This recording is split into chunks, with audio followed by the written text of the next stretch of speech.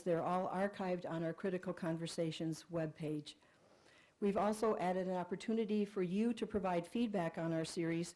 If you've signed in today, we will email a link for you for an online evaluation, or you can access the link also on the Critical Conversations webpage.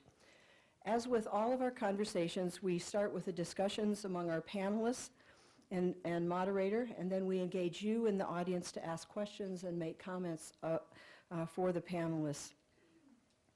I would like to now introduce our moderator for this conversation, Dr. Awa Abdi. Dr. Abdi is an associate professor in the Department of Sociology here at the University of Minnesota. She earned her PhD in sociology from the University of Sussex, United Kingdom, and her research specialties include a wide variety of topics, including migration, gender, race and class, family, Islam, education and development studies, human rights, globalization, Africa, and the Middle East. One of Dr. Abdi's current projects examines the educational attainment and school choices of new migrants.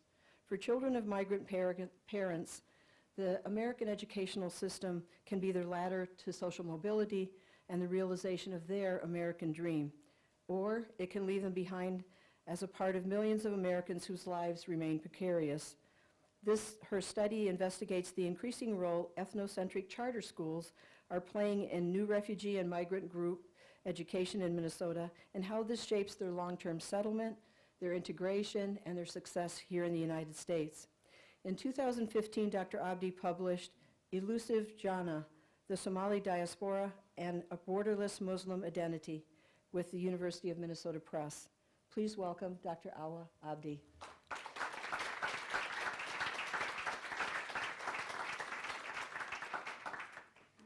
Thank you very much, Claire. Thank you all for coming. What a great attendance. This is really, of course, thanks to the organizers who have done an amazing job of advertising. So it's a privilege to moderate this session, this exchange, and basically its intention, its goal is to bridge, but also to strengthen our understandings and connections and commitment to public engagement, to our neighbors, neighborhoods, communities that we're all part of, really bringing the university together with its larger surroundings and communities. But before I introduce the panel, those of the panel who are now here, I want to acknowledge that these types of events don't just happen. It's really a year-long organization and time and commitment and outreach that went into this. And I want to acknowledge Ann Phillips and Claire Walter Marchetti, who have tirelessly contacted me actually exactly a year ago to ask for my request to moderate this. So I want to acknowledge really the great work that they did and that translated and resulted in your presence here. Thank you.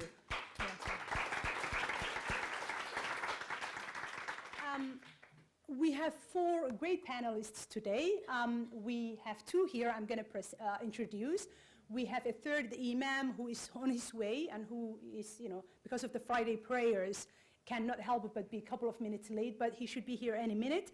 And the 4th panelist, Abdi Warsame, who is the first Somali-Canadian elected, I'm Somali-Canadian, so I apologize.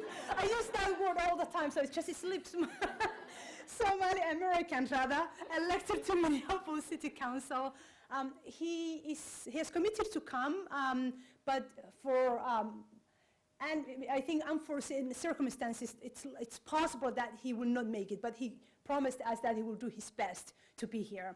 So for those, the 2 wonderful panelists who are already here, who came even earlier than expected, I would like to introduce them. The first, Sahra Noor, is a former, actually she's an alumni of our university here.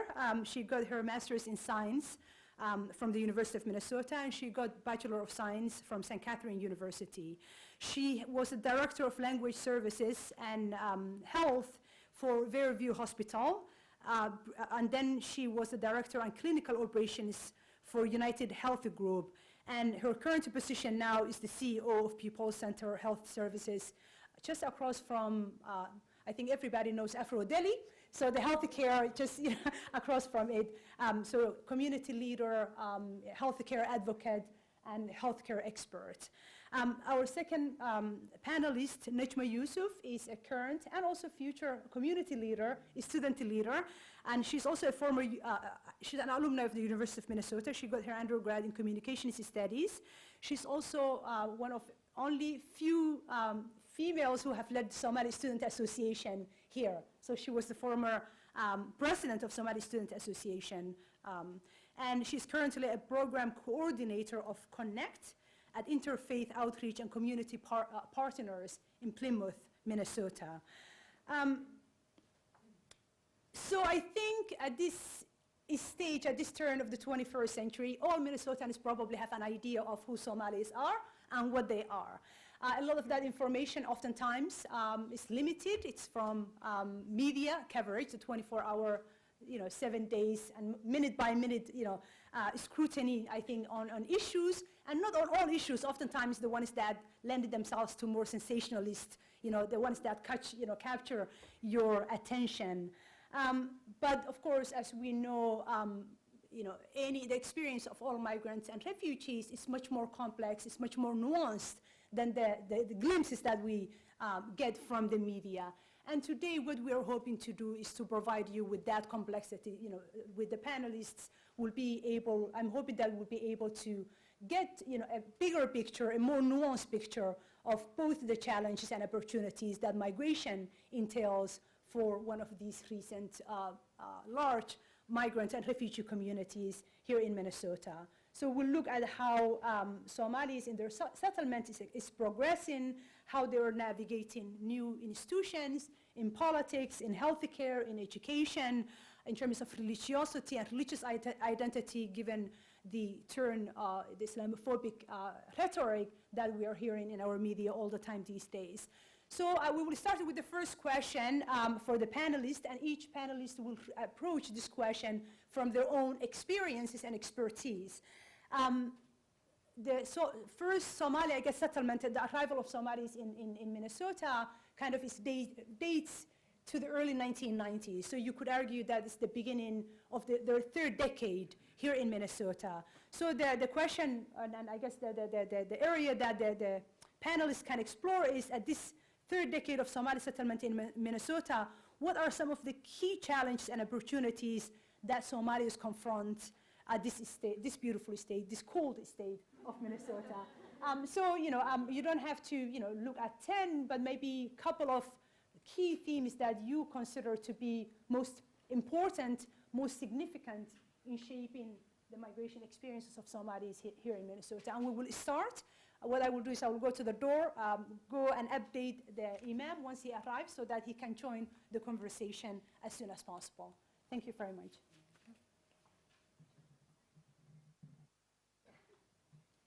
That's a really, good afternoon, everybody. It's a really loaded question. Is it on? Yeah. This question about what, I didn't even know we were in the third decade. I've been here almost 21 years. You're right. I think one of the challenges that continues to persist in the Twin Cities, I think, is we have an environmental isolation.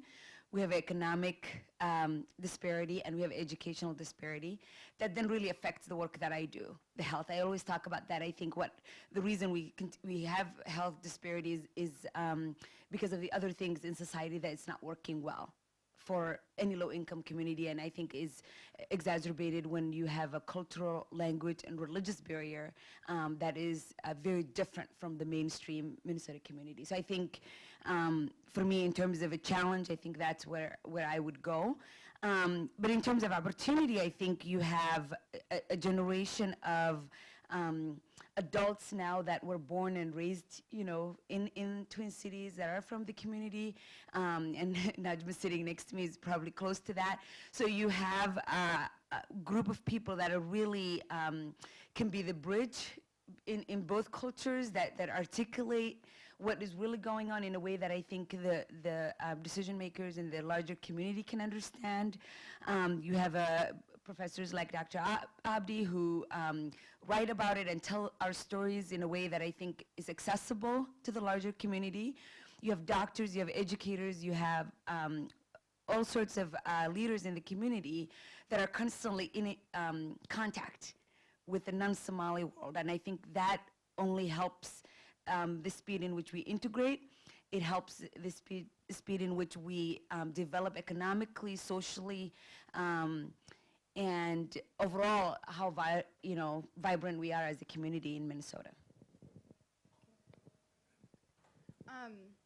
I don't know, when I hear this question, I kind of just think about, we're just so lucky to be living or being in this area of Minneapolis, just having all these Somalis around us, which can kind of take away all of the assumptions that most people do have. And because we are so lucky, I think we forget to understand that these assumptions are happening, and people don't really understand who Somalis are and what they are. There's just all of these stereotypes that make people not really go and firsthand meet Somalis. So, and because of that, I feel like there are a lot of barriers that happen. Somali people become, and we're already a very tight-knit community, and because of all of these assumptions, we tend to become even more tight-knit, and so we don't want to, for the most part, go outside of our boundaries, and other people don't want to go outside of their boundaries, and so there's this huge bridge that happens because of that. And so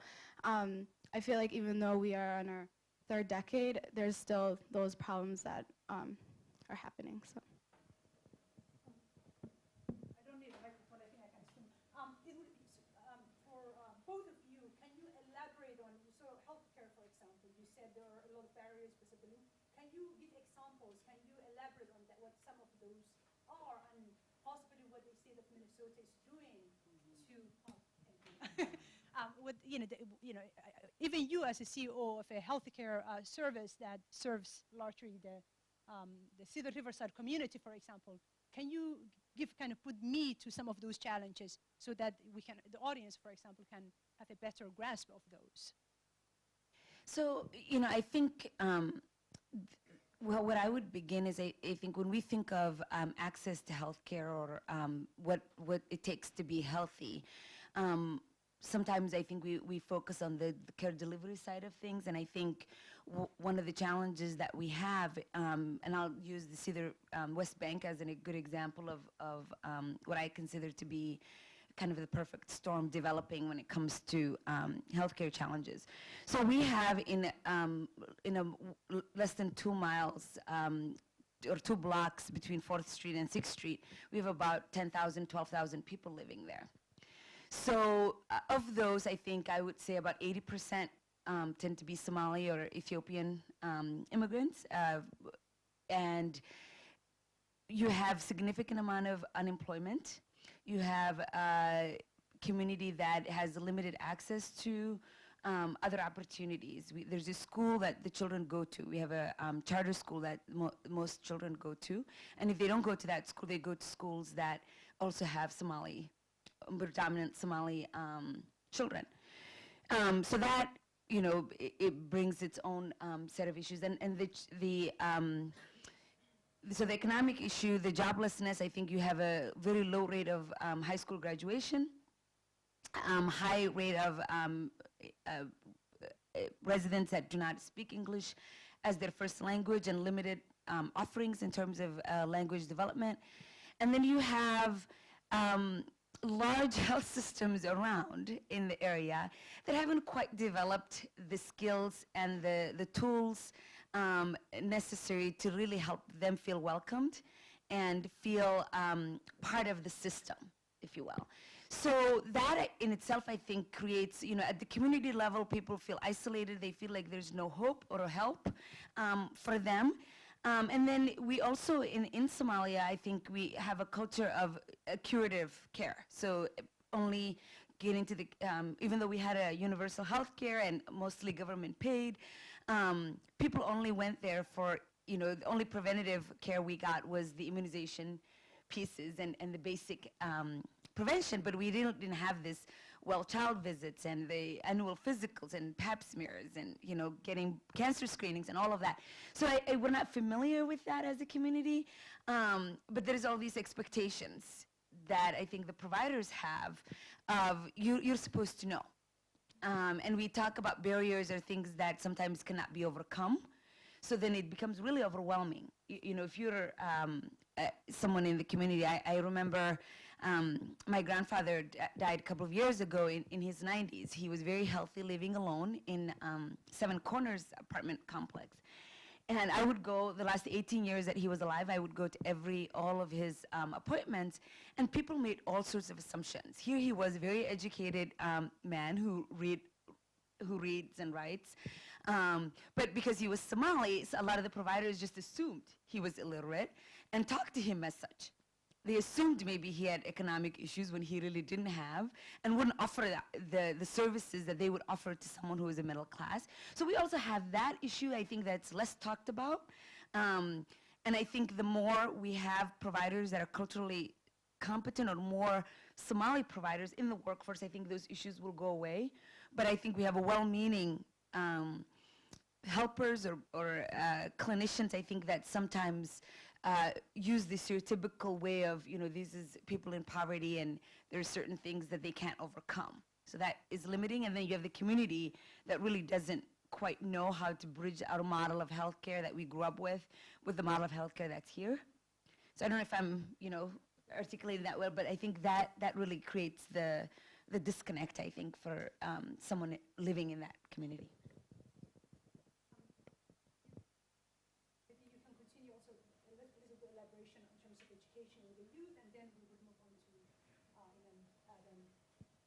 Yeah, sure.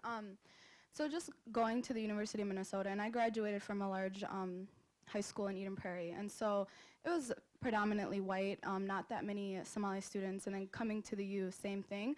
But what I realized about myself is each time I would be really, really close to the Somali community. And I just found it that when I extended my hand, I mean, I could, and I was comfortable in doing that because I grew up in a place that was predominantly white. I just realized how privileged I was to grow up in a place of people different than me. And I was working in Heritage Academy, which is a charter school of predominantly Somali students, and they didn't have that experience. The only people they knew were Somali. And so they were just really closed off in that, and they didn't really know how to interact with people other than their own. And it just reminded me of a lot of the white students that went to my high school. They didn't know how to interact with people other than their own. And so at the end of the day, we are all very similar in the fact that we want to be close to people that are like us because they understand us. I mean, I always hung out with Somali people because they understood why I had to be home early or why I couldn't do a lot of things because we shared the same culture. And being president of the Somali Student Association, it just was really amazing because when you are from a different culture, all you yearn for is to teach people about your culture so that these assumptions are gone, so that people can know that, hey, you know, I want to welcome you as much as you want to welcome me. So let's help each other and create events that are lively, that are beautiful. And so with SSA, it just was a really amazing experience that brought people together. People would come to our events, eat our food, and food was really a great, a great thing that brought people back because they'd say, oh, what is this? I want to come back to the next event. And so just having these experiences and these opportunities, I think these things really do help shape us, and they really do help take down barriers, and it's just beautiful to watch and be a part of. And I really think that the University of Minnesota is doing a good job in doing that. And so I'm just really privileged that I went to a place like this and I extended my hand and was a part of the Somali Student Association. So we finally have our Imam Adam, Mr. Adam, who joined us. And I think that the first question that we sent to you and that the two other panelists have explored. Please use the mic. No. Oh, for the heck. Okay. So we will go back to that first question about this third decade of Somali settlement in Minnesota. What do you think some of the key challenges and opportunities are? And we want you, of course, to draw from your experience as an imam, but also as a teacher, EL teacher at St. Paul Public School. Thank you. Thank you, Dr. Awa. Good afternoon, everyone. It's a pleasure for me to be here with you this afternoon. Maybe, I don't know if it was covered, but kind of the background, little background of the question of why did Somalis choose Minnesota. It's a multi-million-dollar question that people people ask all the time. So just to put it in context to some extent, historically the Somali people, the ethnic Somalis, with the current language and features that we know them, live in the Horn of Africa and East Africa. And they were nomadic, predominant lifestyle was nomadic, even though the coastal cities had contact with other civilizations, the Persians, the Greeks, the Portuguese. So that a lot of the coastal cities did have this contact, being on the Indian Ocean. But generally the people led simple nomadic lifestyle, which was in some ways harsh, because it depended on the rainfall and the changes of the weather, and everything depends, of course, on the will of God, but the rainfall and the pasture for the livestock. So I personally, I had the privilege of, or I'm not sure if it's a privilege or not, but I was born in that region with the people my age and older probably would have transitioned from the nomadic life to the city life. So up to the age of 8, I was a nomad. I tended the sheep and the goats and chased lions, believe it or not. And that's what I tell my students, they never believe me. I don't know if you do, but I did chase lions. So coming from that background, in some way it gives the Somali society's sense of resilience and survival and willingness to move and change and always looking out for better pasture. So it's just ingrained in the culture. So as we're here in Minnesota, people are listening to the news and kind of always sensing out. So hopefully there's a lot of pasture in Minnesota and, and we can keep the community here. So just to put it in context, so the Somalis were this kind of lifestyle. Exposure to Islam was quite early. There's one story that's not had a lot, which is Islam got to the Horn of Africa before Medina, the second holiest city of Islam. How did that happen? The Prophet Muhammad, peace be upon him, lived in Mecca. That's where he started his message. He received the message at the age of 40. And then the early Muslims were persecuted, which is very common for any new revolutionary idea or religion or anything. The people resisted and they persecuted the Muslims. So the Prophet asked them, his followers, to emigrate to Ethiopia. It was called Abyssinia at that time. So they left, they crossed the Red Sea and went to Ethiopia. And the king welcomed them. And the reason the Prophet gave was there's a Christian ruler there whom will protect you. So they went there early, before even the migration to Medina. So as East Africans, we see that as a sense of pride that the religion got to that region, even though there isn't a lot of evidence whether people accepted or converted, or that part I have not seen a lot, but they did stay in Abyssinia for a while, and then sought refuge, and then the refugee issue again, and being welcome in another land, that early. And then they went back to Mecca when they had news that things have improved, even though things did not really improve. When they went back, things were still as harsh. Then the migration to Medina came, and that's how Islam moved to Medina, the second city, and then from then it became strength and spread. So that early contact with Christianity, with other, with Islam is a historical issue that maybe need to be learned and referred to. And then most Somalis became Muslims maybe in the 8th century, right after the Prophet passed away. Many preachers crossed over to the Horn of Africa because of its proximity. So by the 8th century, Islam had spread in the region peacefully through preachers and traders and so on. So that early contact with Islam is significant. So the Somalis are one of the few countries that are 100% Muslim, and that kind of leads to lack of diversity when it comes to religions. So to most Somalis, they would never have had Christian friends or Christian neighbors or not any contact. So issues of interfaith or comparative religion or what other people's beliefs are or worship, all of these are totally alien. There's one way, it's Islam, and even one school of thought. And so that sense of not knowing the other is something that a lot of Somalis grew up with. Then the colonial powers came, and the Somalis were partitioned into 5 regions. Then after independence in 1960, there was there was a civilian government for 9 years, and there was a military coup in 1969. The military coup the military ruled for 21 years, and there was it was strong dictatorship, very a lot of development, advancement in terms of politics and so on. But there were also challenges of being a dictatorship. There were no party system or democracy, and things were very hard. So then discontentment grew until central government fell in 1991. So in a nutshell, that's how the chaos started, and that's how the United States started bringing Somali refugees. And why the chaos was, there was no plan to rule together the different factions. So they want to overthrow the government, but no plan to share power and to rule together. So that's how the chaos of the civil war started. Then when Somalis started coming to Minnesota, the first records I have is around 1992. So the whole Minnesota phenomena is 92 and after.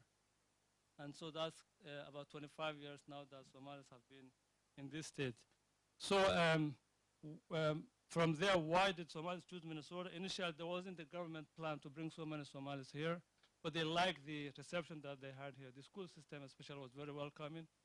The housing was also affordable, employment, and people were able to find jobs. So I think also the diversity issue, people learning from the others and learning the diversity of Minnesota, that also helped the Somalis to resettle here in the Twin Cities. So I would say some of the challenges that we're facing today include identity issues. Who am I? Am I a Muslim? Am I Somali? Am I American? So that challenge continues to the present day. The youth issue, the family issues. So it's a community that's really resilient. It's a community that's really willing to adapt, willing to move up the economic ladder in the United States. So hopefully we'll get into the details as maybe the other questions come, but this in a nutshell, this is how Somalis came to Minnesota. Thank you. Thank you very much, Imam Adam. What we're hoping to do, I'm going to ask a second question, but I always find that these panels, actually the most useful conversation happens with the Q&A, because so the panelists will present that kind of general, some of the challenges and opportunities, but the second half we will spend the time taking questions, kind of more pointed questions, because I know that the audience probably includes people working in education, in healthcare, people who might have specific questions and need kind of more tailored understanding of certain topics. So I will follow up with the second question, which of course ties well with the first one. And we heard about the challenges, the opportunities, and it would be nice to hear about maybe some of the steps that the Somali community, as well as the mainstream community and leadership, is taking to bridge these gaps. What are some, maybe possible programs or interventions or connections that you would like to see that you think can lead Somalis to become very much they're already part of the landscape, but to become integrated well to Minnesota and Minnesota community?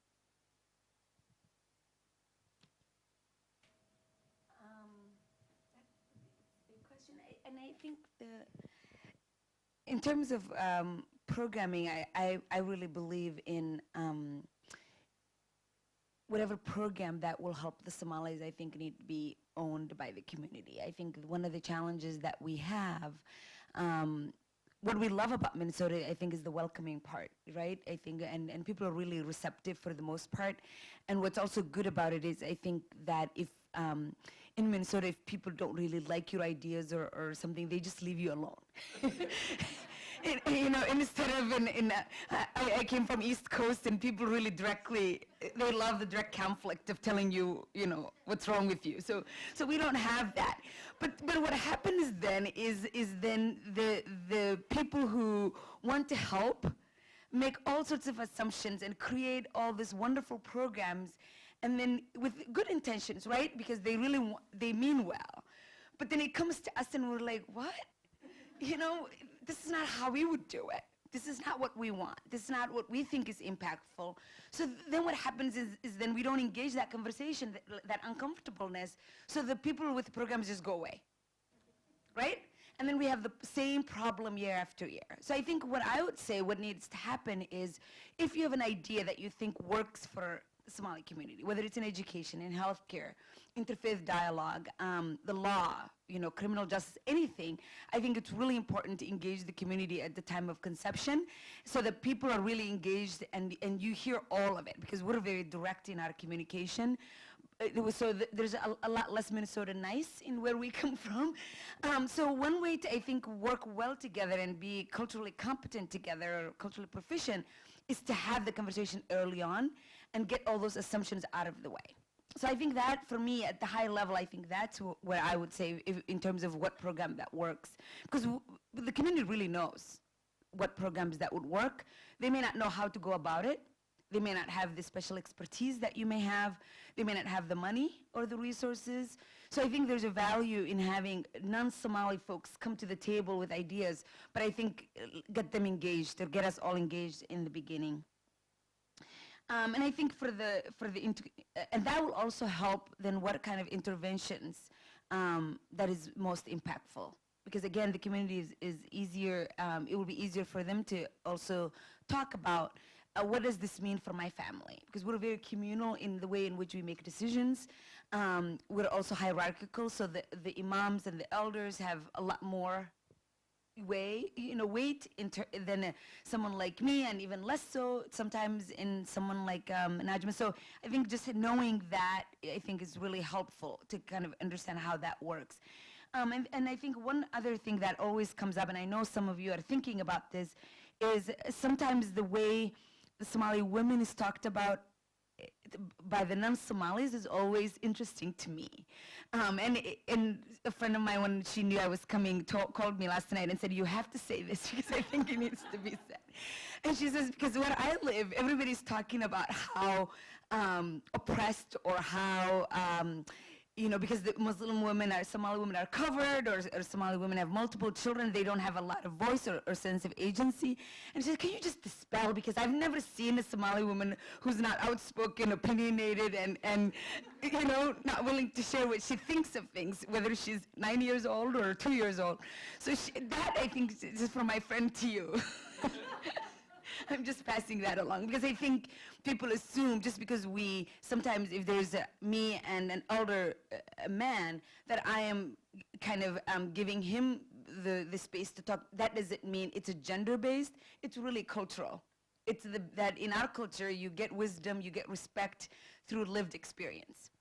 Not your degrees, not, how many things you published, not whether you're a CEO or not. It's what is important is what you've done for the community and how long you've lived a life, raised a family, and all of that. So I think it's really important that when we talk about integration, when we talk about who in the community has the agency or has a voice, that we don't assume that Somali women don't have a voice, or Somali girls and young women don't have a voice. They do, and I think we're beginning to listen to it, and I think it will just get better. And it's not because we're integrating, it's because it has always been that way. Even back home, my grandmother and my mom made most of the decisions about what happened. So I think that is something that I also wanted to pass on. So I'm a really big believer of there's no growth in the comfort zone. It's easy to be comfortable, but there's really no growth if you just stay comfortable. So I would just really say that to help the situation out, it's just good that both communities really venture out.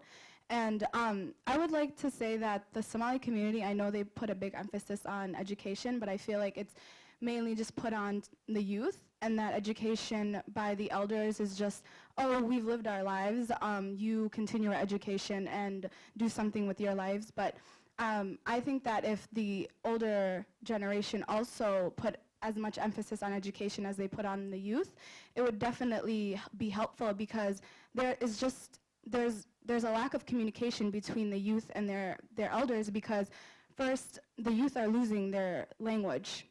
their Somali language, and the elders don't want to learn English. And I think it's because one of the first things to go with culture is language, and maybe it's a fear that if they do learn a new language, they'll lose their culture. And so there's a lot of miscommunication between the elders and their kids, because the kids don't know if they're more American than they are Somali. When they're with their family, they're more Somali. When they're outside of their family, they're more American. And so I think that as much emphasis as the elders put on education for their youth, they should put that emphasis on themselves as well. And I think that also, if the outside community also offered more opportunities for them to get this education, then I think that would be helpful as well. Yeah, I think maybe I should give a little bit perspective on the school system and the students. The futures with the kids and the young, kids growing up here in the United States. And then also the growth of the Somali community from the religious perspective as well. I came to this state in 1996, although to the United States in 1991. So when I came here in 96, there were about 5 mosques. None of them was Somali operated yet. I mean, the community came in 92, still new. So one thing about the Somali community that other Muslims also identify and kind of recognize is that the Somalis tend to present their Islam, outwardly and, demand or request. Let's say somebody finds a job in a location, they would say they would want the prayer to be accommodated. Same thing with the schools. If there's a Somali staff member, a teacher, they would ask for, let's say, Friday prayer to leave the building and be able to go and pray and come back. Some of the students also would want to have a place to pray. So that sense of this religion is part of my life, and my faith and my life cannot be separated. It's one thing that's very much part of the Somali culture. So wherever they go, whether as students or whether they go as workers, or whether they go in even participate in events. So even when planning events, you need to keep in mind when the time of the prayers are. So if a prayer time comes, then you need to plan in some way there should be some space or some break in the program whereby the Somalis or the Muslims in the group will be able to go and perform their prayer and come back. So that's one thing that people need to be aware, that faith is very much interwoven with life. That's what determines one's vision, one's decisions, maybe to participate in an event or not to participate. Let's say if things that are forbidden in the religion, let's say alcohol is being served, Muslims will avoid, or many people will not come. So that people have social gatherings, and as part of it, there's alcohol. The Muslim person will not feel comfortable. Again, so just keeping those things in mind. And one thing that the school system has done is to accommodate those religious needs quite early when the community arrived here. So like pork, not serving pork in the food menu, respecting the girls wearing the hijab, and kind of protecting them and defending them if other students tease them or teachers kind of intervening. Issues like that, and then also educating the parents about that. So we can say every parent, if asked, why did you come to the United States, will tell you, for my children's education. So the community strongly believes in the education, the value of education. But the challenge is the young kids growing here, are they seeing that? Are they seeing the opportunity that they have? A parent who grew up in a nomadic lifestyle, started learning maybe even English, quite late. Many of us go, starting life in the nomadic background, did not start school until maybe their middle school or high school level.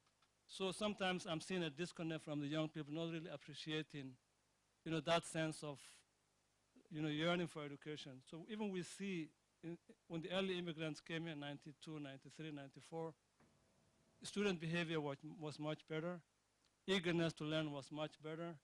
So now I'm seeing a lot of apathy and kind of taking things for granted and not really connecting. So is it from the kids, or is it from the teachers, or is it from the system, or something in the system, the way the system operates? But there seems to be a disconnect that's kind of worrisome, that if it's not rectified, it will lead to, kids falling, in the cracks and not making it to the way that their families and, of course, society would want them to be. So that's something to be kind of be aware of. And also the Somali community, again, from the sense of risk-taking, is making a lot of progress in the political arena. There are many Somalis running for office. In the educational arena, we have more Somali doctors, we have more Somali engineers. In the faith sector, the Somali mosques are maybe maybe we have up to 40 mosques. Earlier I said 5, you remember in 96? There are maybe up to 40 mosques. Maybe 25 of them are operated by Somalis, and they serve predominantly Somali congregations.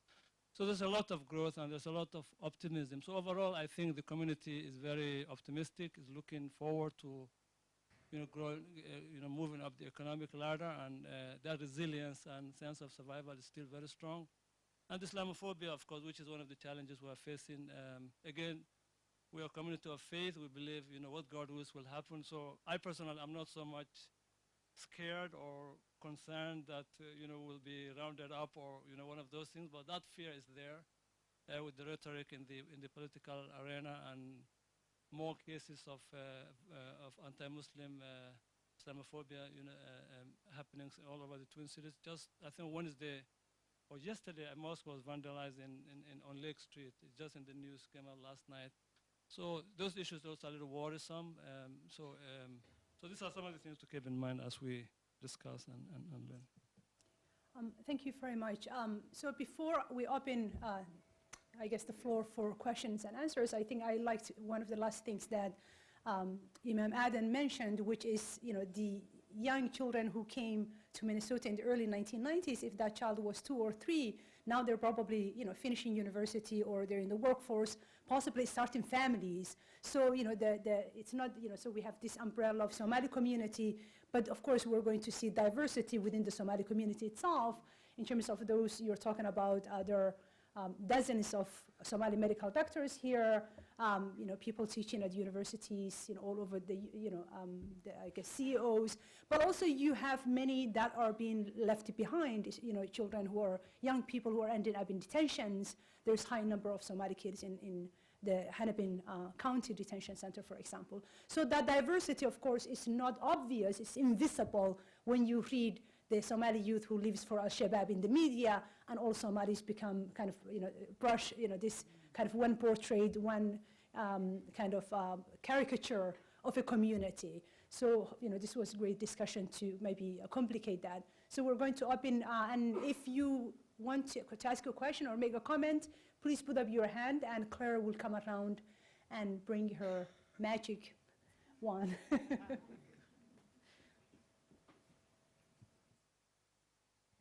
Thank you. Hi, I'm Parker. I work for a contracted medical company, so I'm doing in-home visits with seniors over 65, and lots of my clients are Somali, and I've always felt welcome and happy to be in their home. I'm just wondering if there's anything I can do to facilitate cultural things I should know about, obviously removing my shoes, but anything I can do to make them feel comfortable, or if there's cultural things that I should know about. Thank you.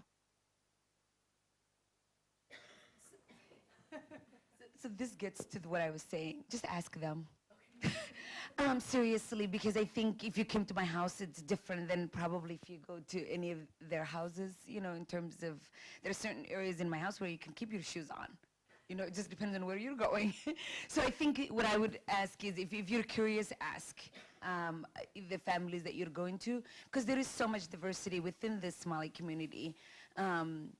About all sorts of things that you don't know. When you read the media or when you read what a profile of a Somali family is or a community is, and I'm on a mission to kind of discourage people from generalizing us as much as possible and really getting to know one family at a time and one community at a time, because we're not all the same.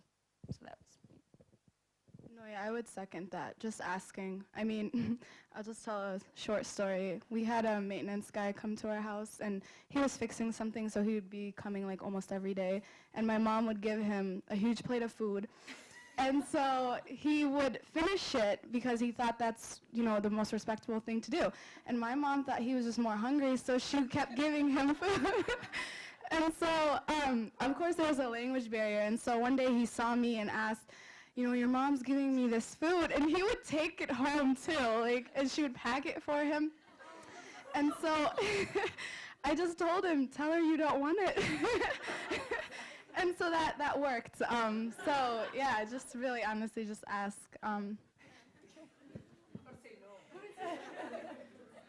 Yeah, maybe in answer to your question, some of it involves kind of before the meeting or before you go there. I mean, somebody like you has already experienced that. You've already, I'm sure, covered many of these areas, but people who have not yet visited homes or have not had contacts, the general things to be aware of is for Somalis who are religious, again, not all Somalis are religious also, so you have to, like any other people.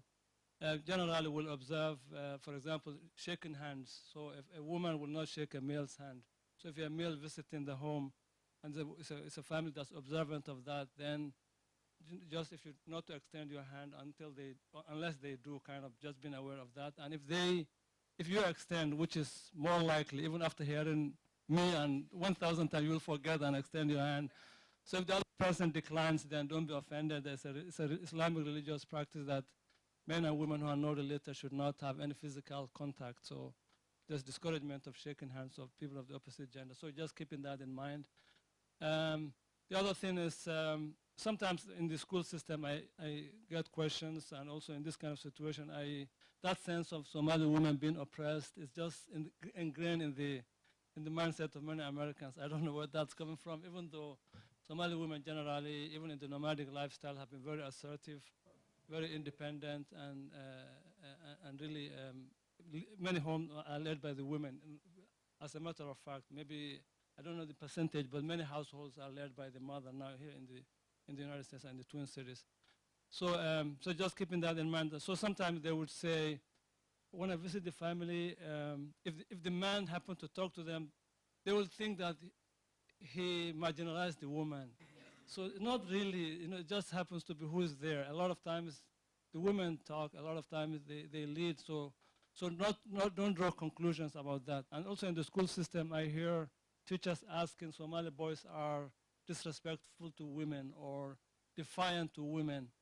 So I don't think there's anything in the culture or religion that encourages boys to be disrespectful. Yes, there are disrespectful boys. They're disrespectful to anybody. So just being assertive and firm with them and discipline them to the extent that you can. But there's nothing in Islam or in Somali culture that will encourage a boy to disrespect a woman. There's nothing like that, both in faith and religion, and teachers are highly respected in the faith here. Hi. I'm sorry Abdi Warsame did not make it, because what I'm interested to hear about is if you have comments about the interaction between the Somali community and the American election system. Maybe Sahra can comment about this, because her younger sister is running for office at the moment. I have to put you on the spot. Yeah, and as I walked in, somebody thought I was her, so it is very interesting how it goes. Yeah. My sister is Ilhan Omar. I think some of you probably have heard, running for District 60B as a candidate for the House of State Representative seat. So I think it is very exciting to me. I personally, I don't live in the district to comment about it so much, but what's exciting to me to watch is how the young people in our community and the elders are very engaged in the democracy and the elections, and particularly very big DFL supporters. I think we do have some who support the GOP in the community, but I think they tend to be a majority Democratic-leaning electorate, at least. So I think that, that's what I would comment. I think you'll see the caucus on Tuesday, that you'll have hundreds of elders sitting there for hours upon hours. You'll see volunteers driving people to the, to caucus, both from the university and high schools and people after work, those of us who work that are doing it. And I think what that to me tells me is that this is something that we share. We always talk about what is different, between the Minnesotans and the Somalis that are coming in. But having lived in a dictatorship growing up, at least for me and my family, I think there's a sense of urgency about what the power of policymaking and politics can do. So I think there's And when I talk to the elders in the community and I say, why are you spending this much time? And some of them don't even understand how the caucusing works or endorsements and what DFL really means. But they're like, but this one person, one vote in their lifetime is such a meaningful and powerful thing for them, and they get really excited about that because they feel like they have an opportunity, at least here, and they trust that their vote actually means something. And they see elected officials all the time in weddings and events, and that didn't happen back home growing up, so I think that also helps make it more meaningful for them, that at least we elected them, they're coming, they're talking to us, we see them, that there is no, they're here and we're here. It's that we're all in this together. Yeah, I think it's exciting and it's very interesting that the Somalis in the short time that they have been here have made much more progress than other Muslims.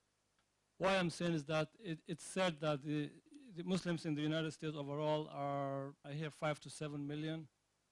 Personally, I tend to go less. I'm kind of more conservative on numbers, even in the Somali community numbers. If I say it, my own belief, people will be angry at me, so I'm not going to say it. So generally, Somalis are new relatively to this state. It's the largest Muslim community only in Minnesota. It's not in any other state in the country. So we are unique in the fact that we have so many Somalis here. So in the little time that we have been here, we've had a Somali run for mayor of Minneapolis. We've had Somali run for Senate seats. We've had Somalis run for state legislature. We have a Somali council member. We have already up to 3 Somalis who have served, or 4 who have served in school boards. So in that short time, to make all these inroads and movements is really remarkable. Other Muslims with all their numbers, with all their education and wealth, there's no any other, I mean, there are only 2 Muslim members in Congress, and they're both African American. So in some sense, the Somali seems to be more active, more risk-taking. I think that's what's taken us to make this progress, faster than others are cautious. Maybe I'm Muslim, and maybe the people will discriminate against me, and I have no chance. And the Somali, they don't care. I know several people now who are running now. I mean, you don't see the cloud, you don't see the preparedness, but they will try. So if they fail, no problem. That, just come back again next time.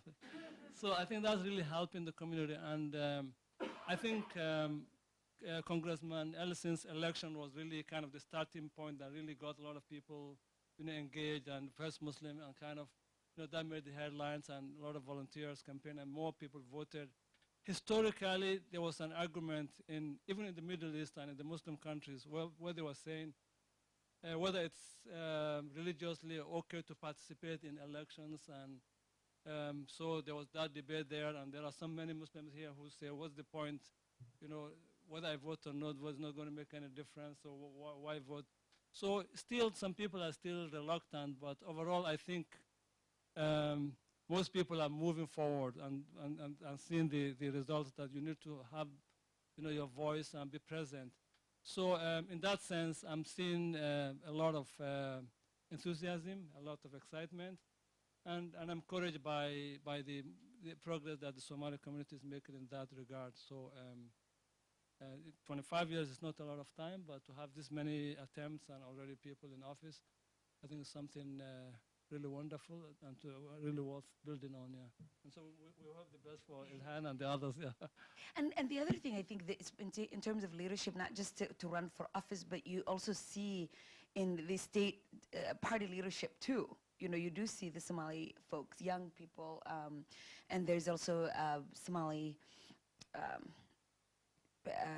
district or the state directors, for the DFL that are Somali. So you have both people who want to do the organizing part, and and there's more of that than people who actually want to run.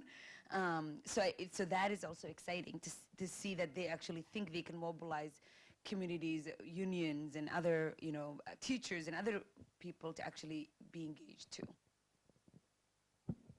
Maybe I'll add one more thing. And this has huge implications, not only for Somalis here, but Somalis in Somalia. I think most of you know that Somalia has been in collapse to some extent since 1991. But more recently, there have been transnational governments that have been put into place, And every 4 years, there's this claim there will be one man, one vote. That happens, and so far it hasn't happened. There's an election scheduled for 2016. Today in the news, it was saying it's not ready for one man, one. So, some of the lessons that are learned here also, kind of in terms of social remittances, these ideas will be remitted, can be learned from for, hopefully for the future of Somalia to transition to more democratic, more, legitimate governments. And maybe just to add on that, also Minnesota's influence on Somali politics is also very powerful. There is no Somali politicians who comes to the United States and does not report here. They will just come just to, seek support and acknowledgement that I've been to Minnesota. It's like a badge of honor to some extent. And we have many Somalis also have left here and are now in important position in Somalia. In cabinet offices, we have regional governors, and so there are many also who have gone back to take part in the political evolution of Somalia. So that's also, that connection is also very strong, I think. There are other recent immigrant groups, relatively recent immigrant groups in Minnesota as well. The Hmong and several African countries are represented, as you mentioned, Ethiopia. Is there interaction among those groups with the Somalis in terms of lessons learned or how to get along or those types of things, the interaction with the other immigrant groups?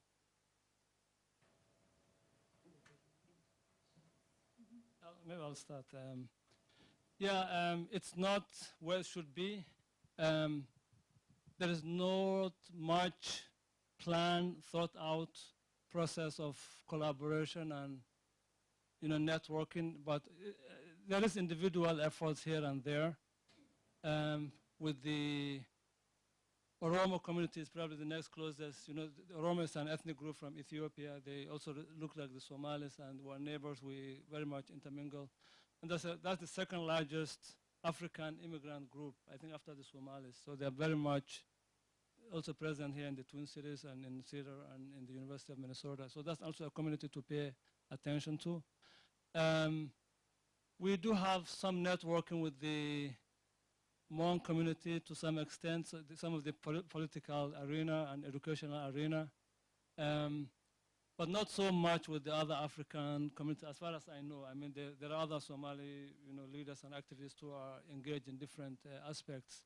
There is talk of that, there is recognition of that, awareness, but in terms of actual intentional work that's really effective, I'm not aware of that. So we just have, maybe with Kenyans and Liberians to some extent, but more maybe with the African American and Latino communities. I think those are the two communities that probably we have the most networking with so far.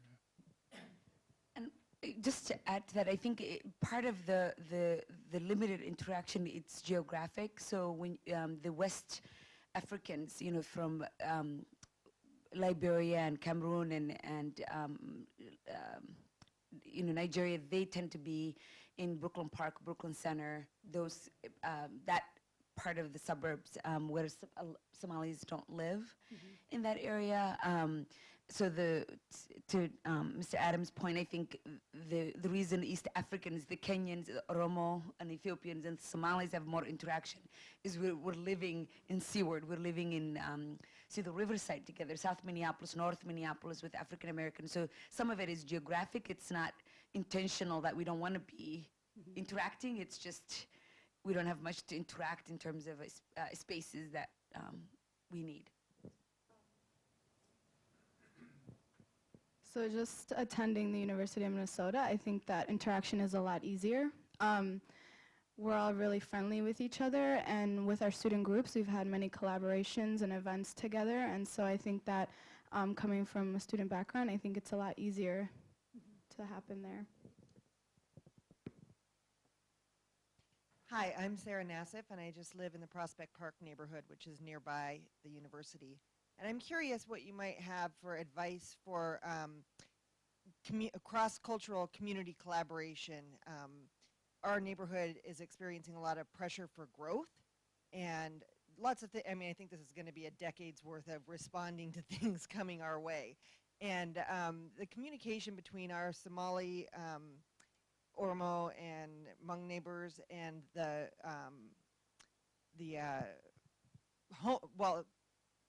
other half of the neighborhood who has been living there for 40 years. You know, there's a lot of well-intentioned people on both sides, but the communication is hard. And I'm just curious what kinds of resources we might have in terms of helping Somali people be more welcome on the community council, on the, what do you call it, the community, that's the word, neighborhood organization. Like, how can we help facilitate more back and forth so that, I don't know. So may I ask what's hard about it? Is it the language barrier? There's a language barrier. I think for me, I don't know, for instance, anything about behavior in terms of like not shaking hands with men. Thank you for explaining that. You know, I have a Somali friend who my husband's been tutoring for years, and we see her every now and then. When we come to dinner at her house, she cooks for us and doesn't sit with us. And you know, each time we get together, we learn something else. I've brought her a gift before to celebrate. She graduated from nursing school, and she was offended because you know, she was treating us to dinner. And so I've just found that I'm a little bit confused in terms of some of those basic things, because I come from sort of a gregarious German background where it's like, I want you to eat tea and cookies at my house. It's like your mom. You know, I'm like your mom. So sometimes I meet other Somali women, moms at the school and stuff, who I totally relate with, but then other times I'm not entirely sure if I'm like way off the mark. So. Okay. I think generally, if let's say as an institution, let's say university or neighborhoods, I think the starting point is the 101 of the culture. So there are presentations on Somali culture. So if you see the need, let's say invite the neighborhood, invite somebody, one of us, or at least some of these community activists who do this kind of presentation. So let somebody come, make that 101 overview of the highlights, the do's and don'ts, and things to kind of avoid that, that we should not, with the good intention, sometimes simple mistakes can get in the way, and trying to address that can distract you from the main purpose. So I think that will be a good starting point. That just one, I mean, 101 of the culture of both religion and Islam and Somali culture. Another one is it's just common issues when it comes to everybody wants education for their children. So the fact that your husband is volunteering and helping, that's also a good way to get into families. Trust building, definitely, that's what is needed, and just you care about each other. But again, as I cautioned you earlier, as a culture overall, we're not used to diversity. So one religion, one language, one kind of similarity. So the whole plurality is new. So it's a learning process. So they need to take that baby steps. So also your expectation also should not be too ambitious that you want them to fill your house right away. It takes time, and it's hard, but it's doable. Yeah, it just needs, and then maybe connect with people. Start with some people who are activists within the community. So if they invite them, and then when you're inviting Somalis, it's good to invite by phone would be best, or word of mouth, or when the community meeting, make an announcement there. Written invitations generally don't work, even for schools. Teachers are struggling. You send a note home, 99% it will not be checked, or by many of the family members.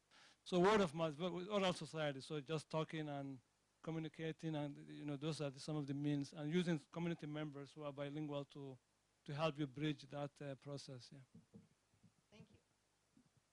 Can I just add one more thing? I think one thing you said resonated with me about the gift. You brought a gift and she was offended, and this is something that as a community we haven't even reflected on.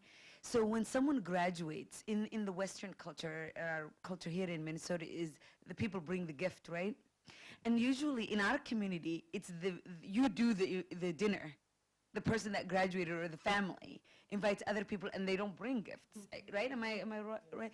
So she's probably not expecting, and she's really surprised because she doesn't know that is your culture and your value to honor her for achieving a milestone, that you're really proud of her.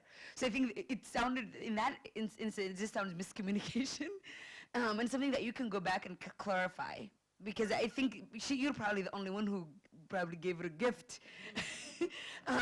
You know, so that is something, because my daughter, I have a, she's actually 20 now.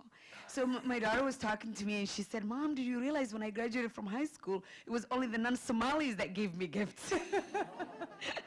And even Grandpa just brought me the card and said, you know, note with, I'm proud of you. So I think it is a cultural thing, and it's not that we didn't think to give her a gift, but it's just, we're not used to. Yeah, but You I know, think- because yeah, it's an expectation. You graduate, like she said, that's what you do, you know, and we're, you know, we might invite your friends for dinner, but that's about it. So that may be what it was and not anything more. And I'll add one more thing, and I agree with that. It's also when somebody invites you, if you bring something, they might feel that there is this, you have to pay back. And that to me would be probably why she was offended. Like, you know, so the idea is that, and we do in this culture, if you go to a birthday, you bring something, and the expectation is that it goes round. And this idea is that it's not altruistic in that sense, right? There's expectation that you pay back.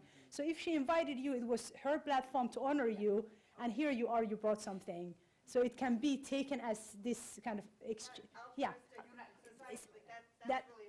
That changes, yeah, that changes the relationship and the gift giving, I think, yeah. Hi, I'm Martha. I work for Interfaith Outreach and Community Partners in Plymouth. I've had the honor of working with Najmo since, I think, July. And I hope not to embarrass Najmo, but I have a comment and a plug and a question for the panel. So when we hire Najmo, we're a community-based program, kind of an outreach program. We run programming for families who live within low-income housing neighborhoods out in Plymouth. And we really work to work alongside the community and provide programs that are really genuinely useful for them. What we found a couple years ago is that one of our neighborhoods was becoming increasingly Somali in the population, and we learned that we had a lot to learn when that happened, and we realized that we needed somebody who was from that community in order to properly serve that community. So that led us to hire Najmo, and it was such a wonderful move. Najmo's a great communicator. She's really a cross-cultural communicator for us and a translator, kind of. And she helps, I think she helps the volunteers who come in who are mostly white, the teachers who come in are mostly white, to understand the community, and it's just really been a transformative thing, I think, for our program. So thank you, Najmo. And I also want to encourage anyone out there who is in the position of power to hire Somali people to consider seeking out Somali people to hire. I'm sure that everyone on the panel today knows somebody who is job seeking, and especially if you work with a primarily Somali population, it really is transformative. So my question to the panel then is, how can organizations become more friendly towards Somali people as far as hiring goes? What can we do to make sure Somali people feel welcome, both when they come in as clients and also when we're looking to hire people? Yeah, I'll start. Yeah, I think it's all about jobs, and of course people need money to, you know, to make ends meet, and so that's a good way to get community engagement and community involved. And when somebody is being paid as part of their job, it makes it easier to help in other ways as well. So I mean, generally, some of the cultural, religious things that we mentioned earlier should be in place. Like, for example, a person's, you know, prayer breaks, for example. Friday, usually our service is around this time of the day. So on Fridays from noon to 2 p.m. in between, usually there's a prayer that the Muslim person would need to go to worship and come back, keeping that in mind. Religious holidays, like there are two major Islamic holidays, one after Ramadan, the fasting month, and another one during the annual pilgrimage to Mecca. So like those holidays, letting them, you know, go and celebrate. Ramadan, when Muslims are fasting, the time, you know, all day time, they cannot eat anything. So meal is at the end of the day. You know, just keeping those things in mind as they work with you and recognizing, you know, that and learning. They're also learning from you. So it goes both ways. You know, this interaction and this relationship building is what leads to breaking the fear and the, you know, mistrust that might be there. So these are some of the ways that I encourage. But jobs, yes. Many Somalis are unemployed, especially with the youth. Very, very high unemployment rate. So I think that would be a good way to help the community to integrate and move forward. Yeah, thanks, Martha.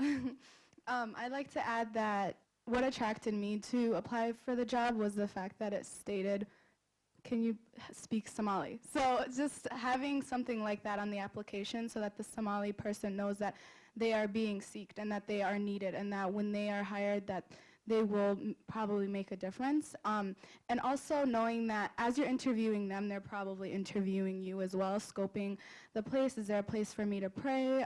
How flexible are the hours? Can I go to Friday prayer? And things like that. And so also understanding that and accommodating to their needs is because you are seeking for them. And one thing, as an employer, I think that we also have to be mindful, and I had this conversation with our HR director, is the level of preparedness. Sometimes, we have people with master's degrees sending a resume that I look at it and I go, oh my God, I need to call them and fix this, right? Because the people who hire or those make decisions have very little time, and just because those of us who got educated may be the first in our family to get into that profession or first in our family to earn that degree, we don't have the connections. So I would really encourage that if you have an opportunity to mentor a college or someone who's job seeking, have those frank conversations about what does a resume look like.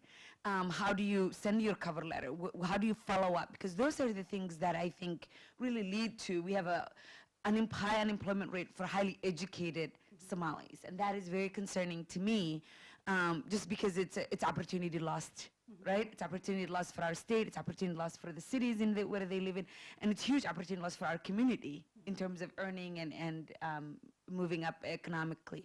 So that's what I would say is, the people have the technical skills, they have the degrees, they have the credentials. Sometimes they just don't have the connections or know how they can stand out to the HR people and the people that are making the hiring decision.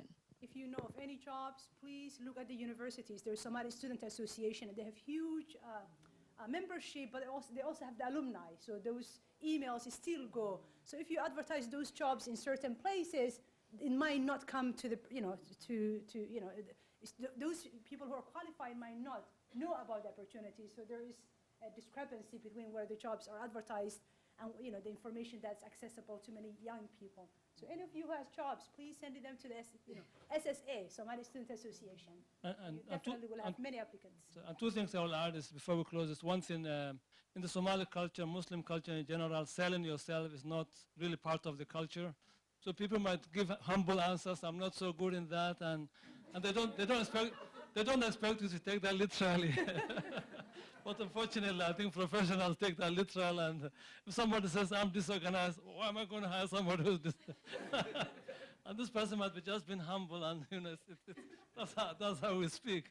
So that's one thing to be aware of. And the other one is there are many skilled Somalis who have higher education from Somalia, and because of language barriers are not able to access the professionals that they sought. Also, we have many such people who speak Italian, Arabic, Russian, so many other languages. Somalis generally are, multilingual and speak many languages. That's one thing that's kind of easy. Oral language skills. Writing, not so much. Again, another area of weakness that you may see is the writing when it comes to written statements or responses. So maybe college professors or universities need to pay attention to that.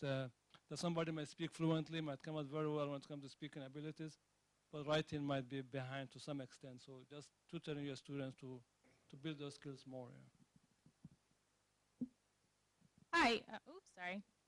My name is Isela Gomez. I work for a Hennepin County program called Joint Community Police Partnership.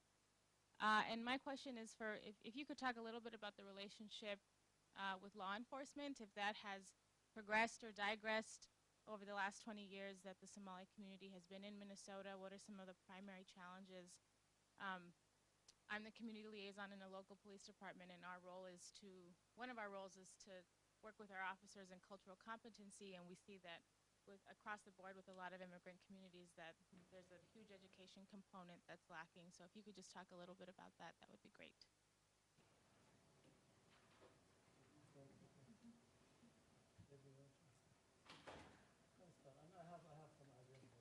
Okay. I don't really have much to say about that, but I can say that I don't know if the Somali community has the greatest relationship with police. And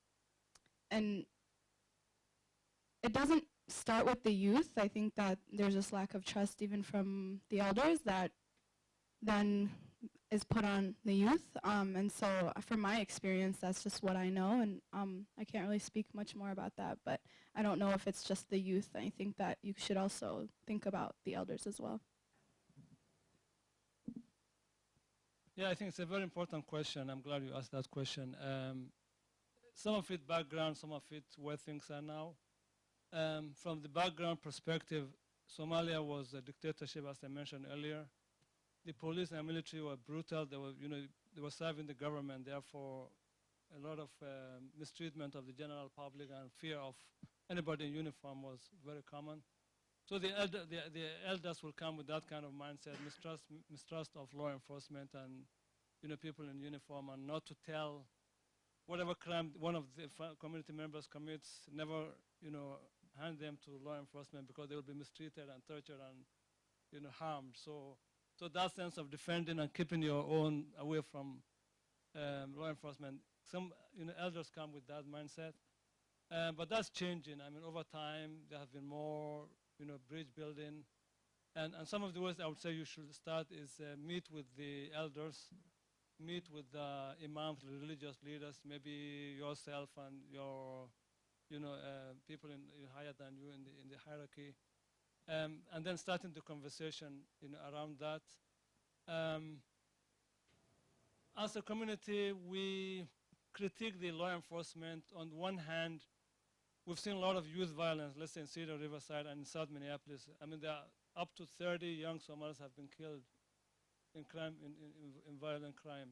Some of it gang-related, some of it drug-related, some of it revenge, fighting. And sadly, very few have been solved. So there's a feeling in the community that law enforcement is not really taking it serious and making the necessary efforts to apprehend the criminals. So that kind of sense of police is not really serious to help us. Some people feel that way. But again, to report back to the community when you promise or when law enforcement is called, kind of following up. So that's one area. Another area that's problematic or issue is the issue of extremism and radicalization, and that's in the news so much. And yes, it's there. It's a problem. Our young people choosing to join these extremist groups, it's a problem. But again, it's very few in number. Most of the community does not subscribe to that. It's something that took the community itself by surprise. Again, the issues of identity. Why would a young person born here, going to school, in college, choose to stop all of that and go to Somalia or Syria? It really doesn't make sense. It takes the community also by surprise. It's one of those things that we need to solve together as a community. What's the disconnect? Is it something that they're not comfortable with, that here that they kind of go there? From what we have known as a community, there is no imam or religious leader or mosque that's supporting this or has been indicted or has been arrested. It's more online, sneaky, ways of recruitment. So again, just not, generalizing the community, not making the whole community suspect. Some of the methods that police use, let's say they're looking for someone, so harassing the whole family, humiliating the whole family, visiting, workplaces, visiting the home, and so a lot of people are not comfortable with that. So if there's a better way of, and law enforcement needs to do its job. No one is going to say don't, arrest criminals or not apprehend terrorists or extremists. I mean, that's something that everybody's struggling with. But again, to be smart about how do you don't come with the belief that Islam as a religion is encouraging this, or this whole community is sheltering or is sympathetic to these kind of ideas.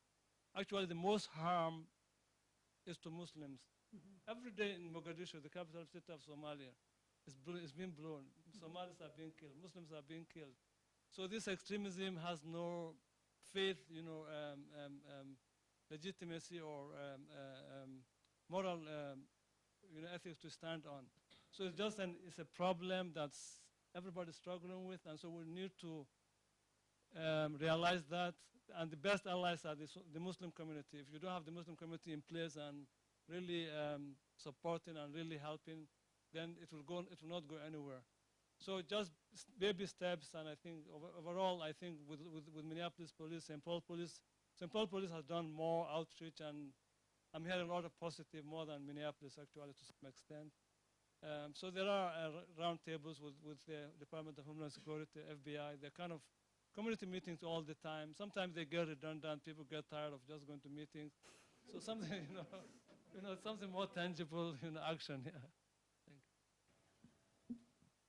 Thank you. One last question. Thank you. Is this on? All right. My name is Shakur Ali. I think a few you guys talked about the respect for the elders in the Somali culture and the respect for lived experience, and knowing very well that in the culture that we live in now, youth voice, youth power, and these things. Can you talk a bit about that and how that affects your work, your personal life, etc.?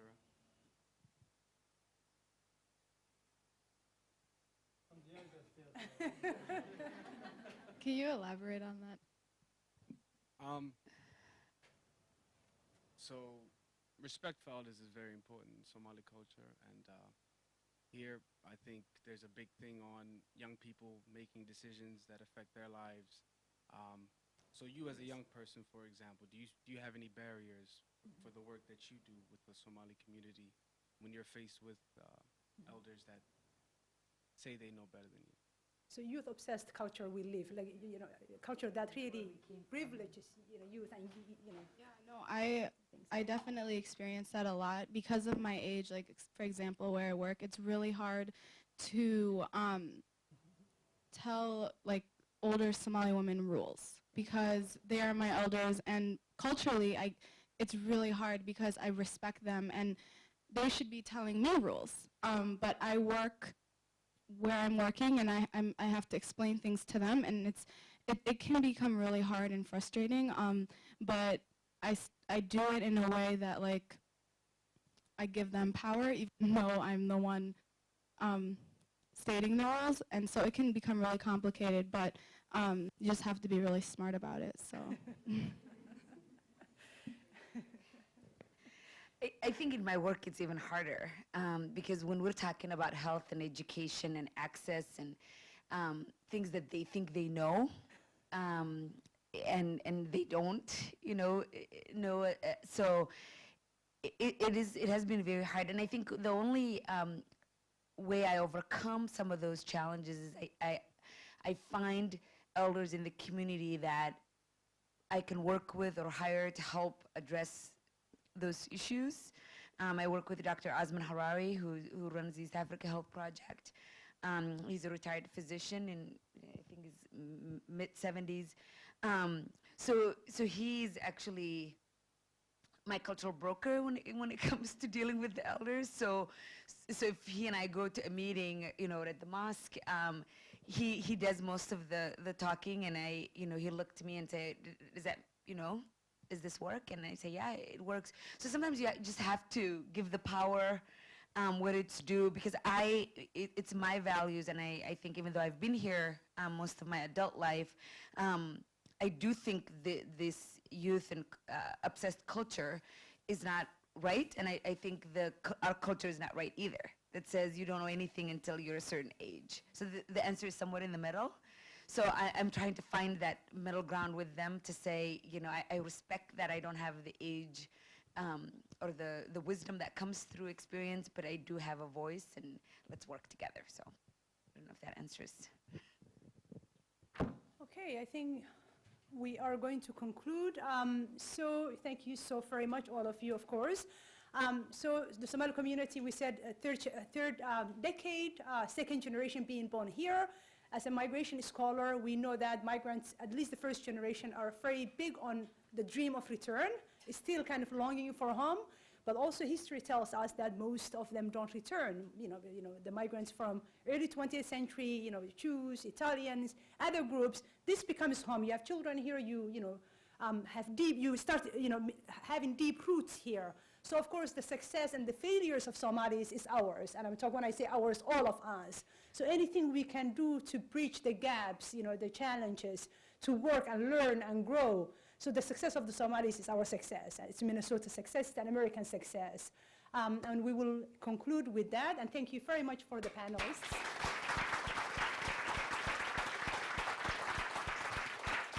And thank you all for coming, of course. And Thank you for coming, and we'll see you at the next program on March 25th. If you can come, that will be focusing on violence in America. Thank you very much. And there's Thank you. there's a flyer on the table if you'd like to take it. Thank you, everyone.